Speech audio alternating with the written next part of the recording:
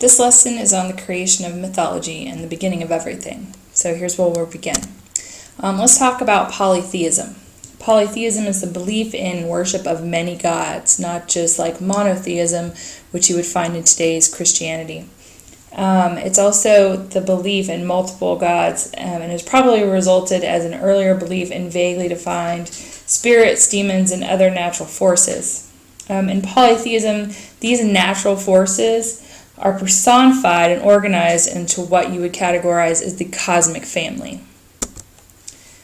The cosmic family is a family of gods who were used to explain natural phenomena and to establish the culture's role in the universe at large.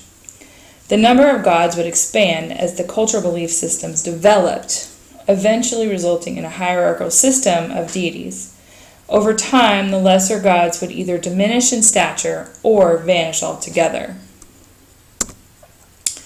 Polytheism and how it relates to the ancient world. It was widespread at the beginning of our oral traditions. The Egyptians, the Romans, the Greeks, also Asians, Africans, Europeans, and even our own Native Americans believed in this system. Most notable, though, is the Greek use of polytheism, because it often took human form for them and it looked most like them, and it directly their gods directly interfered with human activities.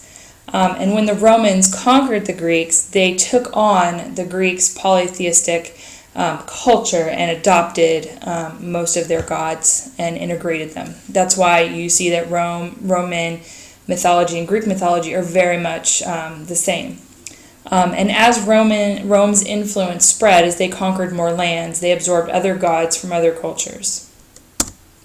How does it relate to today's world? It's still very present in our world today. Polytheism is in Hinduism, Buddhism, Confucianism, Taoism, Shintoism, also tribal religions like in Africa and the Americas.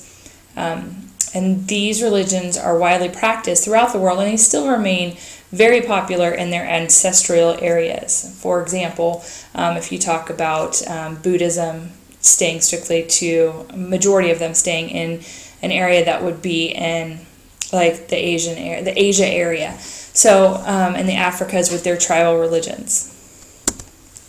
So let's move on. What is mythology? It is a part of a culture's oral tradition. It is passed down from group to group, generation to generation, for the strict purpose of entertainment and enlightenment. Okay, but here we need to note the differences between myths, legends, folk tales, and fairy tales. Okay, myths are stories that are concern some sort of being, a hero, or event, and it's used to explain some practice, rite, or phenomenon of nature. Okay, so for example, the flight of Icarus, again, phenomenon of nature, flying, sun. It also has a story, a theme to it. Okay, legends are your non-historical or unverifiable story, and those again are handed down from generation to generation, but they're presented as historical fact, but it's an unfounded fact. If it is one. Folk tales, that'll be like the legend of Sleepy Hollow, if you wanted an example. Okay, folk tales are passed down, again, traditionally, and considered to be false or based on superstition. Okay, so an example of that would be Hansel and Gretel. Again, based on superstition, the old lady in the woods, old witch in the woods, house made of candy, that kind of thing. Fairy tales are going to be generally used for children. They have mythical creatures like elves, dragons, fairies, hobgoblins. An example would be like Beauty and the Beast, Cinderella, Sleeping Beauty. Those would all be fairy tales. Okay, the whole thing with mythology and any of these other oral traditions is that it was necessary for growth, development, and maintenance of a culture because so many people could not read. Greek creation myth, it was most detailed by an account by a poet named Hesiod in his poem Theogony. To the Greeks, everything in the world began with chaos. He was a primordial void of darkness. After chaos came Gaia, the earth, which was born from chaos or appeared on her own. There's different variations.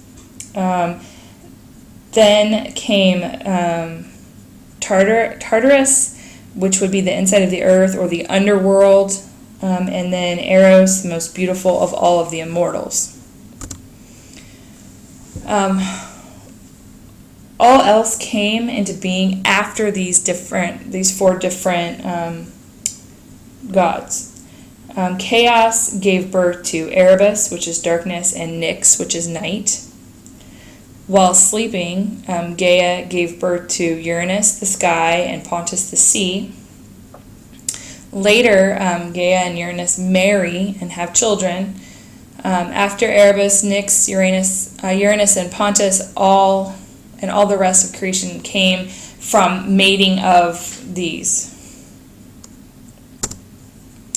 Uranus, or the sky, grew as huge as Gaia and enveloped her, which would explain how we have the sky.